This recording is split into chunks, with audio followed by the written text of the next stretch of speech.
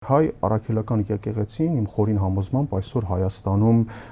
այն առանցքային կառույցներից է, որը առանձնանում է իր բարձր լեգիտիմությամբ, այո, իր բազմաթիվ խնդիրներով հանդերձ։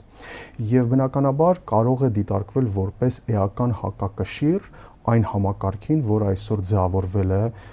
գործող իշխանությունների կողմից։ Ըստ այդմ այդ հարվածը կամ արշավը, որը իրականացվում է Հայ առաքելական եկեղեցու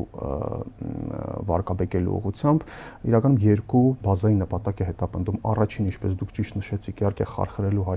ազգային ինքնությունը եւ փորձ անել տեղավորել ավելի շատ այդ նոր ինքնությունը քաղաքական տրամաբանության մեջ, չէ՞ որ վերջերս էլ խոսք գնաց այն մասին, որ Հայաստանում պետք է իրականացվի մի քաղաքականություն, որի հետևանքով անցում կկատարվի ազգից դեպի ժողովուրդ։